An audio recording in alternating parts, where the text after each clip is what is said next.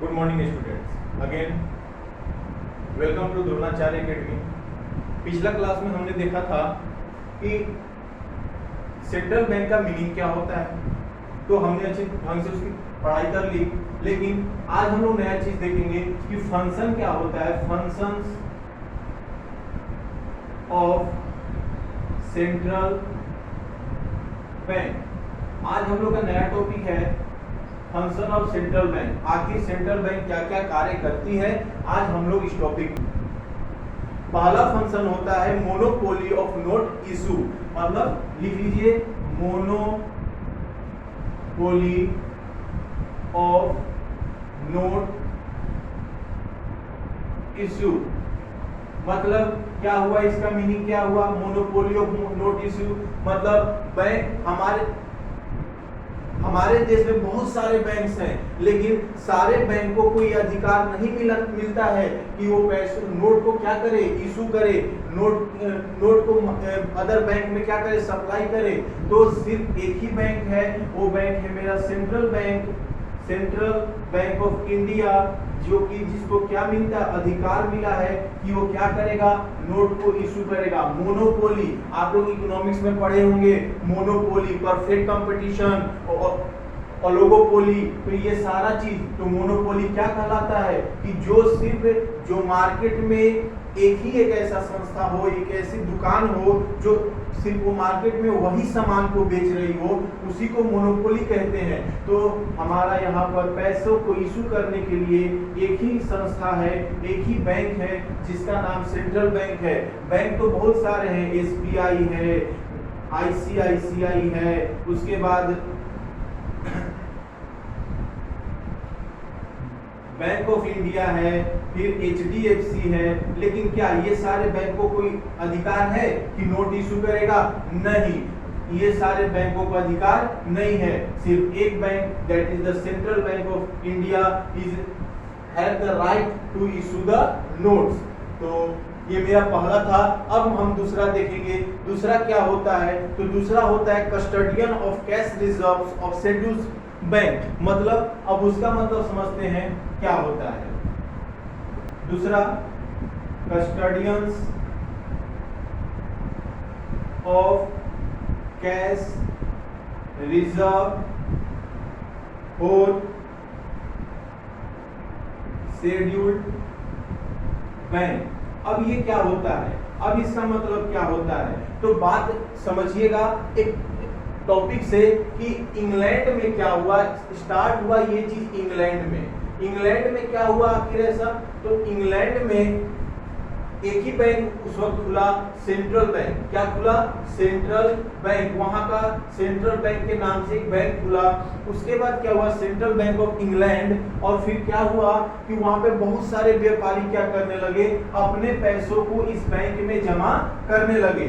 अब फिर उसके बाद हमने क्या किया कि जैसे ही इसका काम क्या था, कस्टोडियंस ऑफ कैश रिजर्व का मतलब क्या हुआ कि जब भी उन बिजनेसमैन को या फिर जो उसमें पैसे को क्या कर दिए हैं, जमा कर दिए हैं, उनको वो कस्टडी देगा, उनकी पैसों की रक्षा करेगा, मतलब उनके पैसों को बचा करके रखेगा। और जब उनको क्या करना होगा, जब इनको पैसों की आवश्यकता पड़ेगी तो क्या करेंगे, उस पैसों को दे देंगे। उसके बाद ये प्रचलन हमारे देश में क्या, बहुत सारे देशों में स्टार्ट हो गया, और फिर ये बैंक हमारे देश में आया, और आने के बाद ये बैंक ही बन गया जहां पर क्या होता है, सारे कैश रिजर्व्स को रखा जाता है।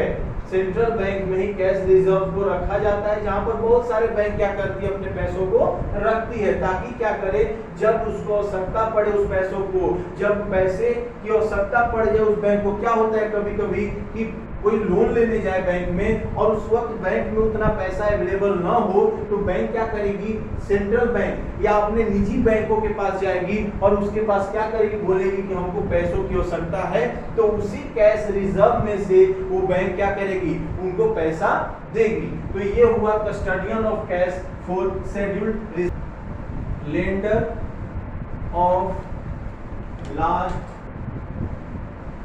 रिसोर्ट। इसका मतलब क्या हुआ? तो इसका मतलब हम लोग जानेंगे। इसको हिंदी में कहते हैं अंतिम ऋणदाता। इसको क्या कहते हैं हिंदी में? अंतिम ऋणदाता।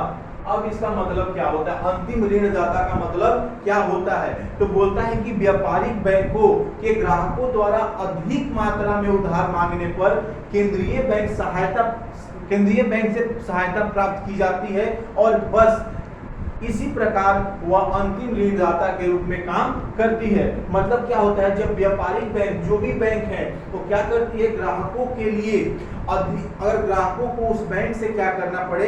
अधिक पैसा निकालना पड़े। लेकिन कभी कभी होता है कि बैंक का लिमिटेड लोन देने का प्रक्रिया होता है और अगर उस लिमिटेड से अगर ज्यादा पैसा देना पड़े तो बैंक क्या करेगी? वो सेंट्रल बैंक के पास जाएगी और उससे सहायता मांगेगी और वही बैंक क्या करेगी? आपको लेंड करेगी, लेंडर ऑफ लास्ट रिसोर्ट, मतलब अंतिम ऋणदाता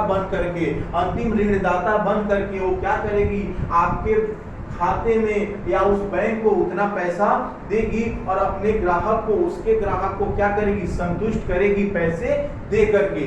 अब ये हुआ मेरा लेंडर ऑफ लास्ट रिसोर्ट। उसके बाद मेरा चौथा पॉइंट है गवर्नमेंट बैंकर। क्या? Government banker. अब एक बात जानिए, क्या सिर्फ आम लोगों को, आम लोग, बिजनेसमैन, इंटरप्रेन्योरशिप, मतलब इन्हीं लोगों को क्या पैसे की आवश्यकता पड़ती है? नहीं, इन्हीं लोगों को सिर्फ पैसे की आवश्यकता नहीं पड़ती है, हमारे गवर्नमेंट को भी पैसे की आवश्यकता पड़ती है। तो बैंक क्या करते? तो इसी को अब हम टॉपिक को साझा करेंगे, गवर्नमेंट बैंकर। तो सेंट्रल बैंक को गवर्नमेंट बैंकर भी कहा जाता है, क्योंकि जब भी पैसों की आवश्यकता पड़ेगी, किसको? गवर्नमेंट को, वो कहाँ जाएगी? सेंट्रल बैंक के पास जाएगी और सेंट्रल बैंक क्या करेगी? सरकार को जितना पैसा उनको चाहिए उतना पैसा क्या करेगी? देगी, लेंड करेगी, देगी और देने के बाद वो सरकार पैसे को क्या करेगी? उस काम में लगाएगी। कैसे काम में लगाएगी? तो और कौन सा पैसा सरकार लेगी, कैसे कामों में लगाएगी? ये भी क्वेश्चन है। तो एक बात समझ जाइए कि सरकार क्या करेगी? जो पैसा हम भरते हैं उसमें से जो इंटरेस्ट निकलता है, टैक्स को जमा करते हैं, वो सारे पैसे कहाँ जाएगा? गवर्नमेंट बैंक में जाएगा, सेंट्रल बैंक में जाएगा और सेंट्रल बैंक क्या करेगी? उन्हीं पैसों को क्या करेगी? किसको देगी? तो गवर्नमेंट को देगी और उसके बाद गवर्नमेंट क्या करेगी? उसी पैसों को, हमारे ही दिए हुए पैसों को गवर्नमेंट लेकर के कहाँ पर लगाएगी? तो हमारे जरूरतमंद जगहों पर, जैसे हॉस्पिटल बनाने में, क्या बनाने में? हॉस्पिटल बनाने में, स्कूल्स बनाने में, कॉलेजेस बनाने में, रोड्स बनाने में, ये सारे जगहों पर क्या करेगी? ब्रिजेस बनाने में, ये सारे जगहों पर क्या करेगी? वो लगाएगी उस पैसों को। तो यही होता है गवर्नमेंट बैंकर, जिसको सेंट्रल बैंक को भी कहा जाता है। सेंट्रल बैंक को क्या कहा है? सेंट्रल बैंक को ही कहा जाता है। अगला मेरा टॉपिक है कस्टोडियन ऑफ इंटरनेशनल करेंसी। अब देखिए मेरा अगला टॉपिक, अगला देखिए कैसे होगा। कस्टोडियन, क्या? Custodian of international custodian of international bank. अब इसका मतलब क्या होता है? तो चलिए एक कहानी से इसको समझते हैं। क्या? एक कहानी से समझते हैं। अब देखिए कहानी से समझते हैं कैसे। तो 1929 में क्या हो गया? विश्व मंदी हो गया। मंदी हो गया, भारत मंदी नहीं, सिर्फ विश्व मंदी हो गया, जहां पर पूरे विश्व में अकाल पड़ गए खाना खाने के या पैसों के सारी चीजें। तो कैसे? अब 1929 में क्या हुआ कि 1929 में क्या हुआ? तो 1929 में विश्व मंदी के पश्चात, मतलब विश्व मंदी हो गया। अब उसके बाद क्या हुआ? तो विश्व मंदी के पश्चात, मतलब आफ्टर, उसके बाद विदेशी विनिमय दर, मतलब जो विदेशी मॉनेटरी सिस्टम, विदेशी मतलब वर्ल्ड मॉनेटरी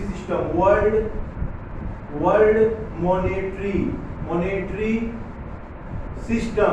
अब ये देखिए क्या होता है वर्ल्ड मॉनेटरी सिस्टम। अब इसको क्या किया गया? वर्ल्ड मॉनेटरी सिस्टम की दर को स्थिर रखने के लिए, मतलब एक जैसा रखने के लिए एक अकाउंट को बनाया गया, एक अकाउंट की स्थापना की गई। उस अकाउंट का नाम है एक्सचेंज इक्वलाइजेशन अकाउंट। क्या नाम है?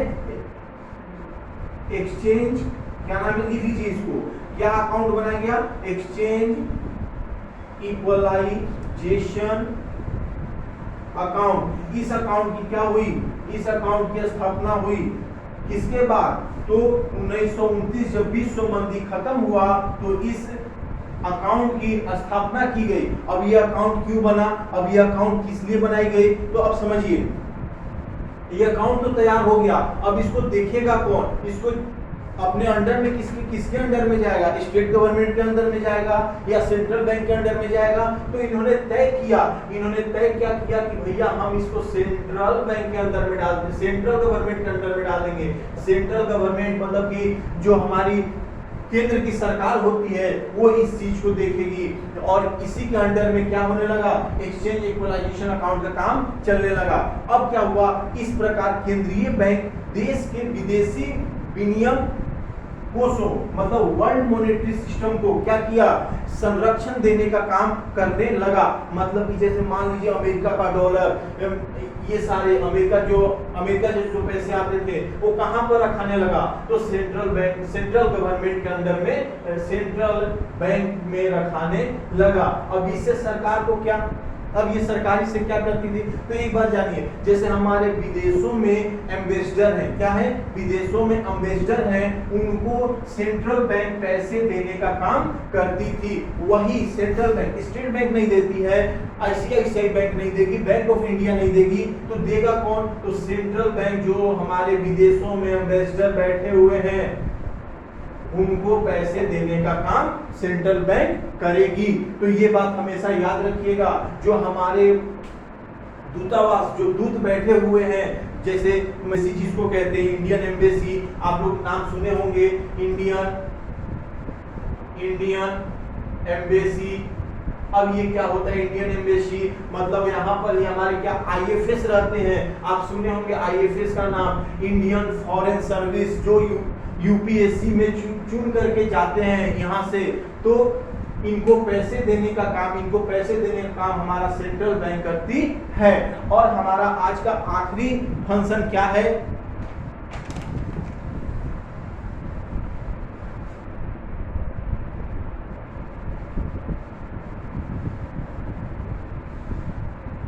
अब हमारा आखिरी फंक्शन है bank of clearance and transfer. Bank of clearance and transfer, देखिए वो क्या होता है, आज हम लोग उसको जाएंगे। तो चलिए अब हम लोग देखेंगे।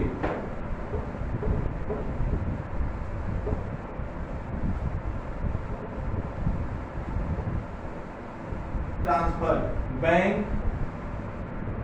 Of clearance and transfer.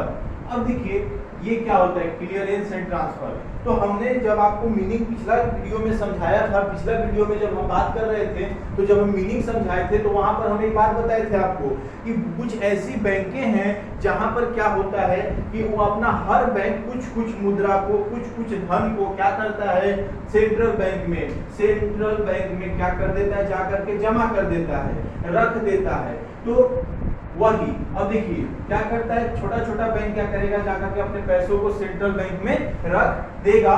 उसके बाद जब भी इन बैंकों को क्या पड़ेगी, पैसों की जरूरत पड़ेगी, जब भी इन बैंकों को पैसों की जरूरत पड़ेगी वो क्या करेगी, तो सेंट्रल बैंक के पास जाएगी। सेंट्रल बैंक को बोलेगी भैया आपके बैंक में हम पैसा जमा किए थे, थोड़ा सा हमको दे दो। तो ये बोलेगा ले जाओ, तो ले जाओ, कैसे नहीं ले जाओ, नहीं, सेंट्रल बैंक अपना नाम से एक चेक इशू करेगी। सेंट्रल बैंक अपना खुद का नाम से एक चेक इशू करेगी और उस चेक को क्या करेगी, अब जो बैंक लेने आई है उससे पैसा उसको देगी, बोलेगी लो ये चेक लो और क्या करोगे, इस चेक को ले जाकर जमा करो, जमा करने के बाद क्लियर करो, और जब क्लियर हो जाएगा तो उस पैसों को तुम्हारे अकाउंट में क्या कर दिया जाएगा, ट्रांसफर कर दिया जाएगा। तो यही होता है bank of clearance and transfer. तो आज का मेरा वीडियो यहीं पर समाप्त होता है। तो मैं आशा कर रहा हूं कि आप लोगों को ये बात समझ में आई होगी। चलिए, थैंक यू।